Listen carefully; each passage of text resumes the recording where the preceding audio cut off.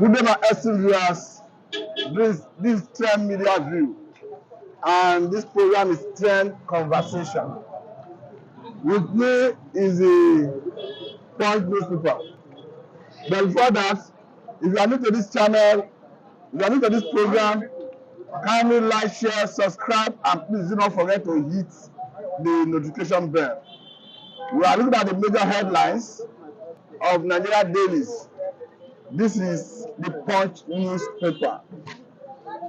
As what they have as the major headline, it says Tinubu's academic record. APC tackles Atiku as US court grants SDP's request.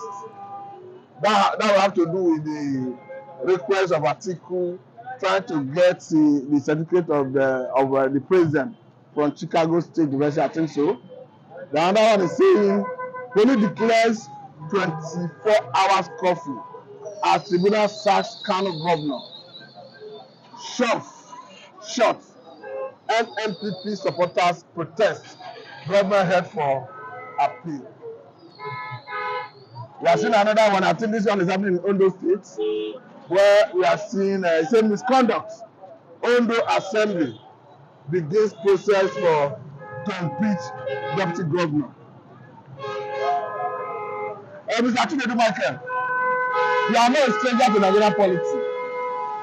I will start with the issue that have to do with the Kano State judgment.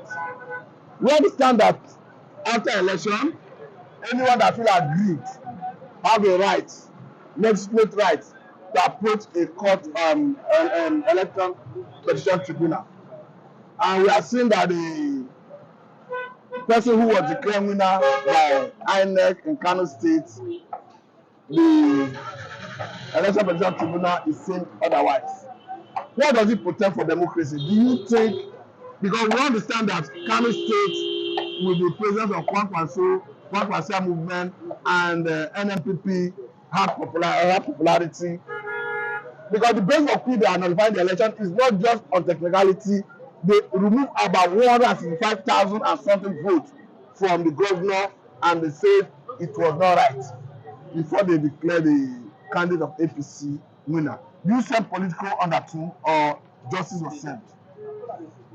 Well, in recent times now, we have seen the tribunal upturning a lot of people's mandate. You know, the election has been a kind of, the issue has been not quite encouraging in terms of judgment that has been coming out so far from the tribunal. But where a lot of people are beginning to have deep reservations whether actually we are heading to one-party system where the government in power, so to say, are trying to muscle the judiciary, in such a manner that people are beginning to question, are we really in democracy? What happened in Kano is not far-fetched. It is the same thing that a lot of people have been experiencing. We have seen Labour Party candidates votes being turned against them by the tribunal. They should all. I advise the governor of Kano State to look inwards and go to appeal. I'm sensing a lot of feelings that is not good for democracy, to actually deepen democracy, as the case may be. The Kano State judgment is a clear one, and we pray that maybe at the end of the day, the appeal court might look into it thoroughly, and be able to do judgment to that. Not only judgment, people are actually asking for justice. It's not just judgment. Judgment without justice is of no body's interest. So this kind of thing we are experiencing recently under this government, APC-led government, trying to muzzle oppositions through tribunal judgments and all that. It's not something. It's not encouraging at all. And if care is not taken, we might be seeing a one-party system, in this part of the world called Nigeria. Mr. Chinedu Michael, this one came from a former aide to the former governor of Kano State, Ganduje. One of his aides said the moment this present government started demolishing houses, buildings in Kano municipal metropolis, that they knew his time was up. He now used that as a base that is the reason they sacked him. One begin to wonder, what has performance in government got to do with how the election was conducted? Is this something you want to speak to? Yes, it shows the other angle of reservations, over the quest for power, the arrogance associated in Nigerian politics, in people, politicians trying to, take political positions by hook or crook. And that's what that statement means. That people are no longer following the rule of law. People are no longer following what the constitution says. People are no longer, following, justice the way it's supposed to be. But we have seen this thing over and over again.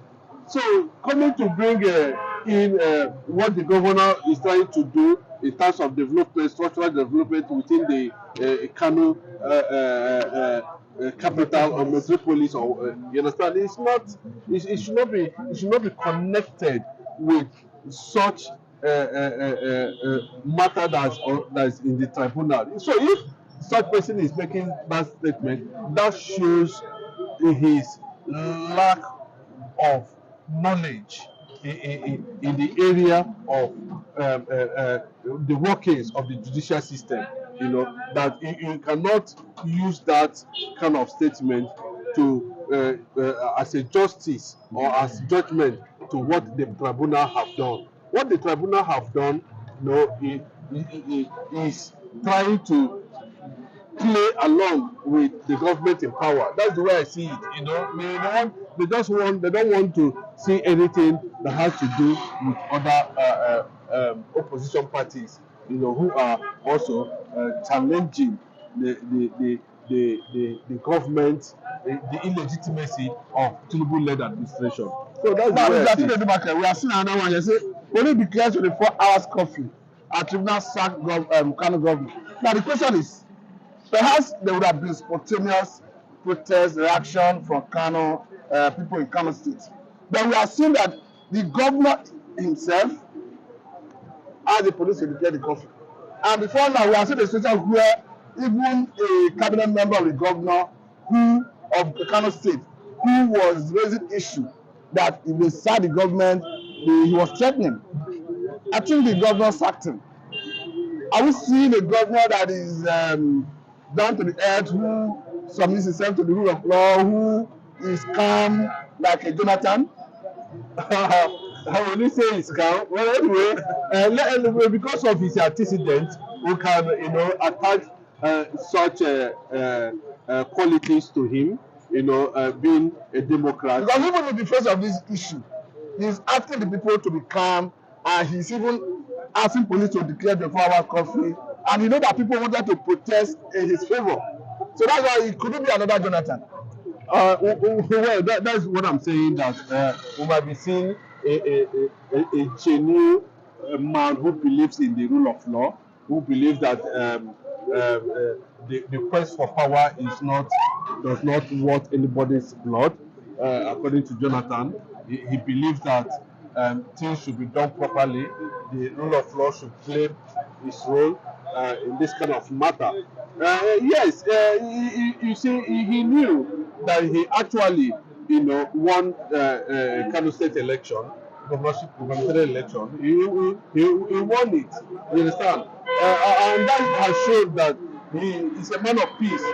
He is somebody to look up to. In terms of trying to protect lives and property. He simply telling Nigerians that it's not what anybody dying for, based on what the tribunal have just the judgment coming out that Nigerians are experiencing today. He does not want anybody to go down the drain, and for him to come out openly to stop any form of uncertainty, protest, so to say, in that part of the state, it means he knows what he's doing, and he wants the judicial system to do the needful, by doing the right thing, and that's the way I see it. I think on that ground, we'll go to other area. But before we do that, if you are new to this program, you are new to this channel, kindly like, share, subscribe, and please do not forget to hit the notification bell.